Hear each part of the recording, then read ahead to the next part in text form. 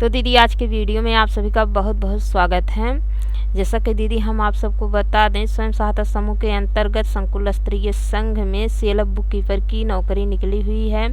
IPRP की भी नौकरी निकली हुई है। ICRP FNHW की भी नौकरी निकली हुई है। जो भी दीदियां इसमें आवेदन करेंगी उनका लिखित परीक्षा होगा। तो लिखित परीक्षा में किस प्रकार के प्रश्न आएंगे तो उसी के ऊपर ये वीडियो हमने बनाई है। मैंने पहली वीडियो इस पर बना दिए हैं किस प्रकार के प्रश्न आएंगे।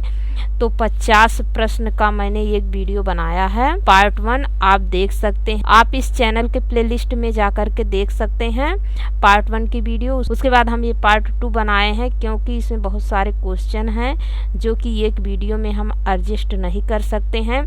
कई छोटी छोटी कई वीडियो में बनाएंगे और आपको बताएंगे कि किस प्रकार के प्रश्न आते हैं। तो ये देखिए मैंने 50 क्वेश्चन का उसमें बनाया था। अब ये 51 नंबर क्वेश्चन है। यहाँ से शुरुआत करते हैं। चयनित बैंक सखी कितने महीने प्रतिवीक्षा अवधि में कार्य करती हैं? तो इसमें 4 ऑप्शन है। A 3 महीने, B 6 माह, C 12 माह, D 1 माह। तो आपका सही उत्तर है 3 माह जो है प्रतिवीक्षा अवधि में कार्य करना पड़ता है बैंक सखी को। तो आपका सही उत्तर होगा A 3 महीने। उसके बाद अगला प्रश्न है PDS का पूर्ण रूप क्या है?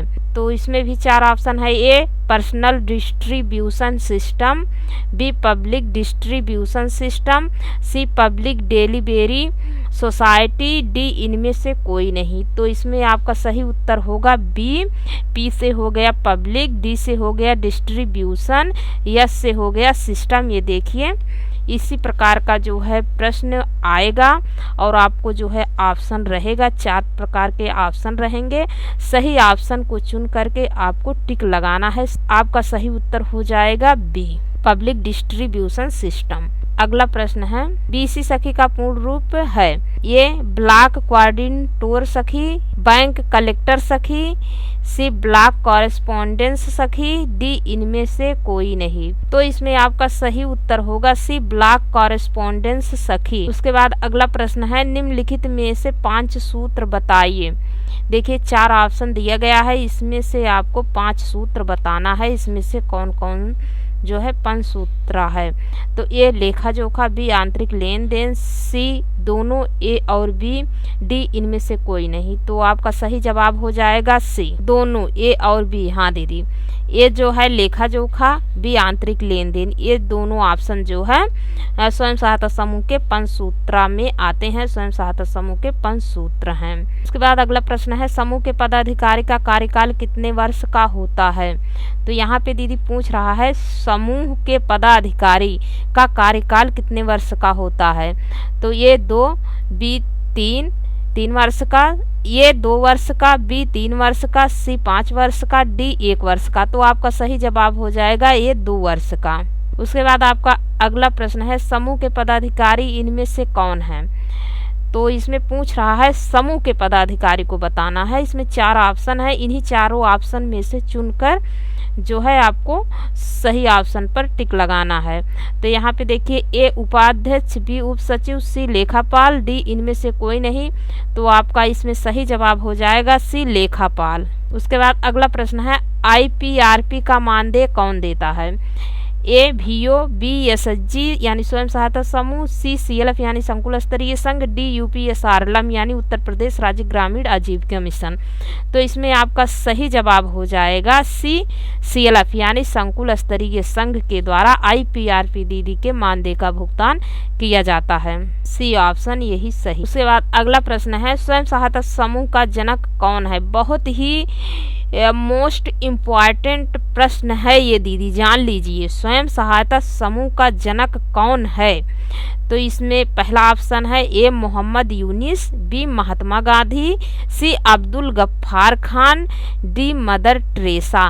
तो आपका सही जवाब होगा A मोहम्मद यूनिस। हाँ दीदी, ये स्वयं सहायता समूह के जनक जो हैं मोहम्मद यूनिस हैं। उसके बाद आपका अगला प्रश्न है निम्नलिखित में से प्रधानमंत्री आवास योजना का लाभार्थी कौन हो सकता है? तो इसमें ए है जिसका सुंदर मकान हो, बी जो बेघर हो, सी जिसका पक्का मकान हो, डी इनमें से कोई नहीं। तो आपका सही जवाब होगा बी जो बेघर है। उसके बाद आपका अगला प्रश्न है निम्नलिखित में से किसका बैंक खाता होना चाहिए। इसमें 4 ऑप्शन है। ए समूह के सदस्यों का, बी एसएचजी का, सी वीओ का, डी सभी का।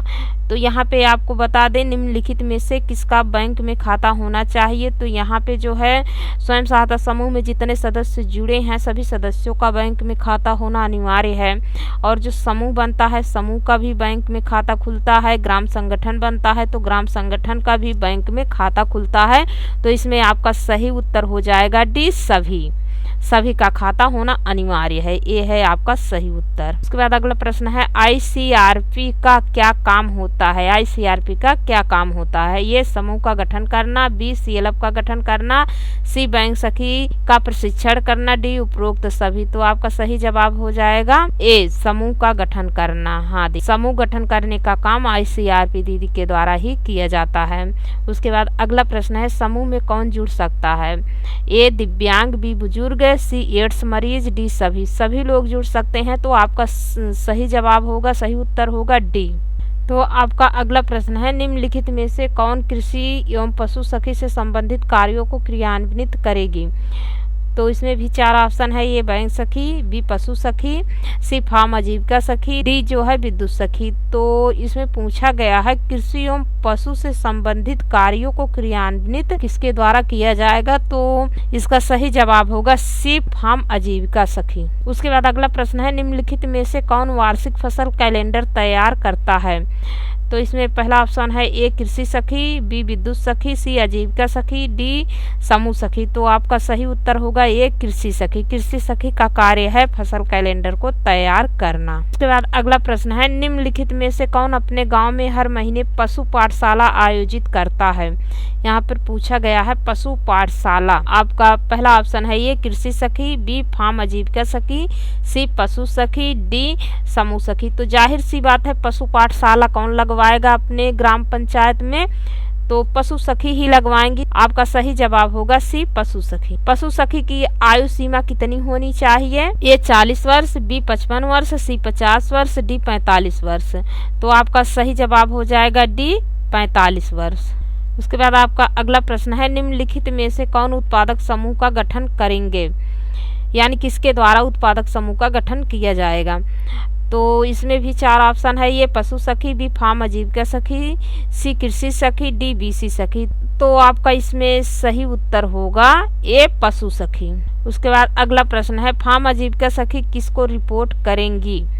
तो इसमें भी 4 ऑप्शन है। ये समूह के अध्यक्ष को, बी सीएलएफ के आईपीआरपी को, सी सीएलएफ के अध्यक्ष को, डी ग्राम संगठन के अध्यक्ष को। तो आपका सही जवाब हो जाएगा फार्म आजीविका सखी अपनी रिपोर्ट ग्राम संगठन के अध्यक्ष को रिपोर्ट करेंगी। ये है आपका सही उत्तर डी। उत्पादक समूह की सदस्यता शुल्क कितनी है। तो ए 100 रुपये, बी 200 रुपये, सी 50 रुपये, डी 150 रुपये। आपका सही जवाब हो जाएगा ए 100 रुपया। दीदी आपका अगला प्रश्न है निम्नलिखित में से कौन सा एसएचजी का कार्पस नहीं है, यानी समूह की कार्पस राशि कौन सी नहीं है। ये 4 ऑप्शन दिए गए हैं ए बी सी डी। इसमें से कौन सी राशि जो है स्वयं सहायता समूह की कार्पस राशि में नहीं आता है। ए बीजीएफ, बी सीआईएफ, सी आरएफ, डी स्टार्टअप फंड। तो इसमें आपका सही उत्तर होगा ए बीजीएफ। बीजीएफ जो होता है ये स्वयं सहायता समूह की कार्पस राशि नहीं होती है, ये संकुल स्तरीय संघ की कार्पस राशि होती है। उसके बाद आपका अगला प्रश्न है अंकों की सबसे छोटी संख्या कौन सी है। इसमें सबसे छोटी संख्या ज्ञात करनी है। तो इसमें 4 ऑप्शन है। ए 10, बी 99, सी 2, डी 20। में आपका सही उत्तर हो जाएगा सी 2। इसी प्रकार के जो है प्रश्न आएंगे और जो है ऑप्शन दिया रहेगा, आपको सही ऑप्शन चुनकर सही का निशान लगाना है। ठीक है दीदी। उसके बाद अगला प्रश्न है निम्नलिखित में से कौन सी 5 अंकों की सबसे बड़ी संख्या है। 5 अंकों की सबसे बड़ी संख्या कौन सी है। ये देखिए 4 ऑप्शन दिया गया है ए बी सी डी। तो इसमें से आपको सबसे बड़ी संख्या चुनकर टिक लगाना है। तो इसमें इसमें सही ऑप्शन है बी। इसी प्रकार से जो है मैथ से भी संबंधित प्रश्न आएंगे, इसी प्रकार से आपको सॉल्व करके जो है टिक लगाना रहेगा दीदी। इधर आप सब देख सकती हैं सब मैथ से ही संबंधित प्रश्न है। ये देखिए 1 किलोमीटर के बराबर है, इसमें 4 ऑप्शन है। ए 100 मीटर, बी 100 सेंटीमीटर, सी 1000 मीटर, डी 10 मीटर। इसमें आपका सही जवाब होगा सी 1000 मीटर। अगला प्रश्न है एक बर्तन में 4 लीटर और 800 ml दही है, निम्नलिखित में से ml में किसका सही रूपांतरण है? तो यहाँ पे देखिए 4 ऑप्शन दिया गया है। ये 4500 ml, बी 4800 ml, सी 3800 ml, डी 4000 ml। तो आपको इसमें जो है सही ऑप्शन चुनकर सही पर सही का निशान लगाना पड़ेगा। तो आपका सही उत्तर होगा बी 4800 ml। उसके बाद अगला प्रश्न है भाषा के लिखित रूप में बात बताते हैं। ए बोलकर, बी लिखकर, सी ए और बी दोनों, डी इनमें से कोई नहीं। तो आपका सही जवाब होगा लिखित रूप में बात बताते हैं तो लिखकर ही बताएंगे। तो आपका सही ऑप्शन होगा बी लिखकर। उसके बाद अगला प्रश्न है भारत का राष्ट्रीय पुष्प क्या है? ए कमल, बी गेंदा, सी गुलाब, डी लिली। तो आपका सही उत्तर होगा ए कमल। अगला प्रश्न है कौन सा राज्य भारत के सबसे पूर्वी भाग पर स्थित है? ए अरुणाचल प्रदेश, बी केरला, सी लद्दाख, डी गोवा। तो इसमें आपका सही जवाब होगा ए अरुणाचल प्रदेश। अगला प्रश्न है नींबू और संतरे में कौन सा विटामिन पाया जाता है? इसमें 4 ऑप्शन है। A vitamin A, vitamin B, C vitamin D vitamin C. तो यहाँ पे हम आप सबको बता दें नींबू और संतरे में विटामिन सी पाया जाता है। तो आपका सही उत्तर होगा डी विटामिन सी। आपका अगला प्रश्न है उत्तर प्रदेश की राजधानी है लखनऊ, बी पटना, सी जयपुर, डी दिल्ली। तो आपका सही उत्तर होगा ए लखनऊ। इसके बाद आपका अगला प्रश्न है पृथ्वी का एकमात्र प्राकृतिक उपग्रह है। ए मंगल, बी चंद्रमा, सी रोशनी, डी शुक्र। तो आपका सही जवाब होगा बी चंद्रमा। अगला प्रश्न है शिक्षक दिवस कब मनाया जाता है? ए 5 सितंबर को, बी 4 नवंबर को, सी 15 अगस्त को, डी 26 जनवरी को।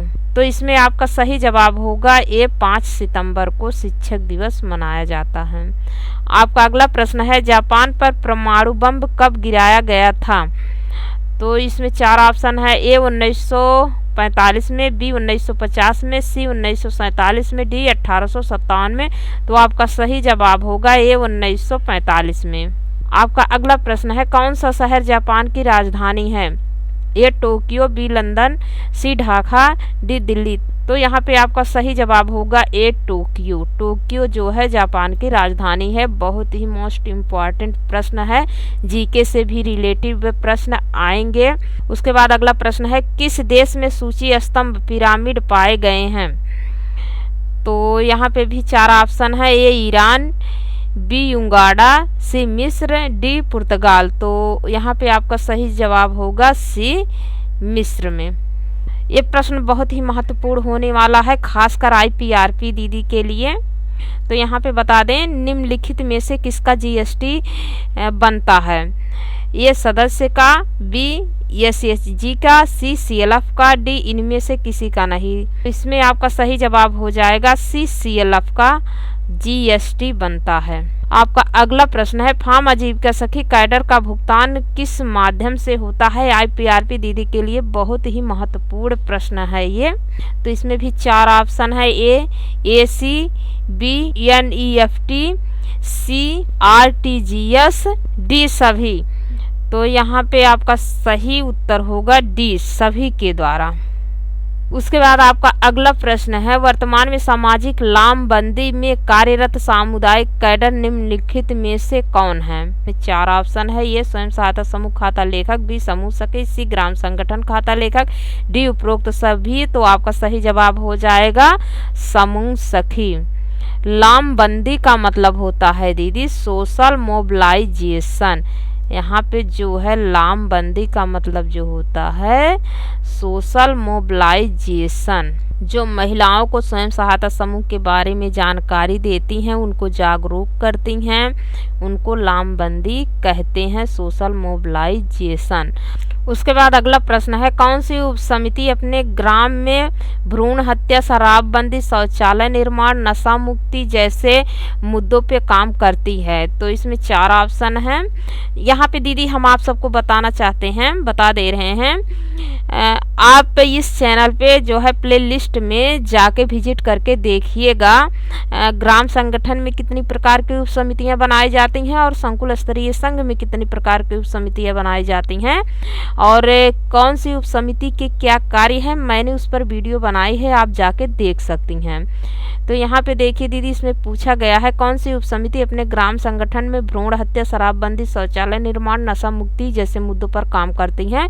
तो इसमें 4 ऑप्शन है। ये सामाजिक कार्य उप समिति, बी सामाजिक समावेश एवं लामबंदी उप समिति, सी स्वस्थ उप समिति, डी आजीविका सामुदायिक निवेश निधि बैंक लिंकेज एवं ऋण वापसी उप समिति। तो इसमें आपका सही उत्तर होगा सामाजिक कार्य उप समिति। उसके बाद अगला प्रश्न है, प्रेरणा में स्वास्थ्य, पोषण और स्वच्छता संबंधित गतिविधियों का संचालन किस किस स्तर पर किया जाता है? तो इसमें 4 ऑप्शन हैं। ए SHG यानी स्वयं सहायता समूह, बी VO यानी ग्राम संगठन, सी SHG और VO समूह और ग्राम संगठन, डी SHG VO सेल्फ और परिवार के स्तर पर। यानी इसमें आपका सही उत्तर होगा डी। इस समूह में भी किया जाता है, VO में भी किया जाता है, CLF में भी किया जाता है और परिवार के स्तर पर किया जाता है। तो यहाँ पे आपका सही उत्तर होगा डी। उसके बाद देखिए अगला प्रश्न है, नीचे दिए गए संख्याओं का गुणा करना है, गुणा करें। तो 56 गुणे 97 करना है। इसी प्रकार का प्रश्न जो है मैथ से भी रिलेटिव प्रश्न आएगा, बहुत ही इजी है, आपको गुणा करके सॉल्व करके 4 ऑप्शन दिया रहेगा, जो ऑप्शन सही है उस पर आप सही का टिक लगा सकती हैं। तो इसमें डी ऑप्शन सही है, 5432 यही सही है। उसके बाद अगला प्रश्न है, निम्नलिखित में से कौन फार्म आजीविका सखी का कैडर नहीं है? फार्म आजीविका सखी का कैडर कौन नहीं है? इसमें 4 ऑप्शन दिया गया है। ये समूह सखी, बी कृषि सखी, सी पशु सखी, डी कृषि उद्योग सखी। तो फार्म आजीविका सखी का कैडर कौन नहीं है? तो समूह सखी दीदी जो हैं, ये जो है फार्म आजीविका की कैडर नहीं है, ये समूह की कैडर है, समूह स्वयं सहायता समूह की देख रेख करती हैं, ये समूह सखी हैं। उसके बाद आपका अगला प्रश्न है, किस जानवर को रेगिस्तान का जहाज कहा जाता है? तो ये ऊंट, बी शेर, सी गधा, डी कुत्ता। तो आपका सही उत्तर हो जाएगा ये ऊंट। ऊंट को जो है रेगिस्तान का जहाज कहा जाता है। अगला प्रश्न है, विश्व का सबसे बड़ा महाद्वीप कौन सा देश है? तो इसमें भी 4 ऑप्शन है। ए उत्तर अमेरिका, बी दक्षिण Africa, C Asia, D Africa. तो इसमें आपका सही उत्तर हो जाएगा सी एशिया। उसके बाद अगला प्रश्न है, हमारे सूर्य सिस्टम में कितने ग्रह हैं? तो इसमें 4 ऑप्शन है। ए 8, बी 9, सी 6, डी 10। तो आपका सही उत्तर हो जाएगा ए 8। उसके बाद आपका अगला प्रश्न है, समूह क्यों बनाया जाता है? ए राजनीति के लिए, बी गीत गाने के लिए, सी गरीबी से बाहर निकलने के लिए, डी इनमें से कोई नहीं। तो यहाँ पे आपका सही जवाब होगा सी गरीबी से बाहर निकलने के लिए। हाँ दीदी, स्वयं सहायता समूह का मुख्य उद्देश्य है गरीबी उन्मूलन। तो गरीबी से बाहर निकलने के लिए स्वयं सहायता समूह बनाया जाता है। बहुत ही महत्वपूर्ण प्रश्न है ये दीदी, जान लीजिए, ये जरूर आएगा। उसके बाद देखिए दीदी, जितने भी प्रश्न आ रहे हैं सभी प्रश्न महत्वपूर्ण है। इनमें से किसकी शक्ति ज़्यादा होती है? ये CLF की, बी VO की, सी SHG की, डी SHG की अध्यक्ष की। तो इसमें आपका सही उत्तर होगा ये CLF। उसके बाद अगला प्रश्न है, BGF निम्नलिखित में से किसका कॉर्पस है? तो यहाँ पे 4 ऑप्शन है। ए SHG, बी VO यानी ग्राम संगठन, सी CLF, डी किसी का नहीं। तो ये आपका सही उत्तर हो जाएगा सी। BGF जो होता है संकुल स्तरीय संघ की कॉर्पस होती है, अभी मैंने पहले बताया है आपको।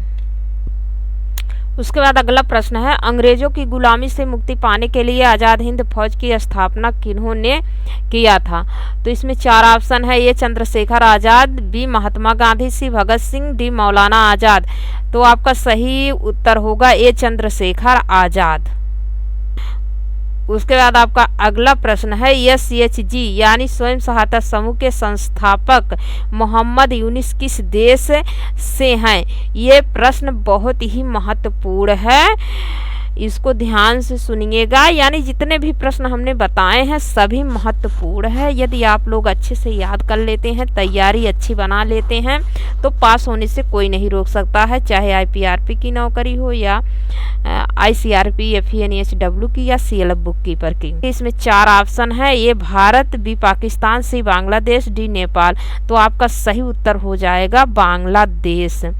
स्वयं सहायता समूह के संस्थापक मोहम्मद यूनिस हैं और ये जो है बांग्लादेश के निवासी हैं। जो है स्वयं सहायता समूह के जनक यही हैं और स्वयं सहायता समूह की शुरुआत सर्वप्रथम बांग्लादेश से ही हुई है दीदी, ये भी जानकारी होना बहुत ज़रूरी है।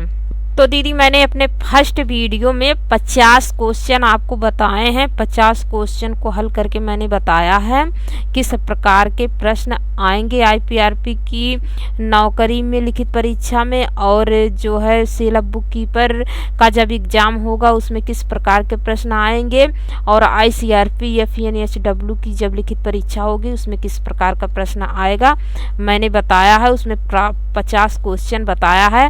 और ये जो सेकेंड वीडियो है हमारा पार्ट 2, इसमें भी मैंने 50 क्वेश्चन बताया है। वीडियो थोड़ा बड़ा ज़रूर बन गया है, लेकिन इसमें हमने ज़्यादा से ज़्यादा जानकारी देने की कोशिश की है। तो बहुत सारे क्वेश्चन हैं, तो जो है 50-50 क्वेश्चन करके हम कई वीडियो अपलोड करेंगे। और आप लोग जो है चैनल को सब्सक्राइब ज़रूर कर लीजिए, ताकि जब भी हम वीडियो अपलोड करें उसका नोटिफिकेशन आपको तुरंत के तुरंत मिल जाए।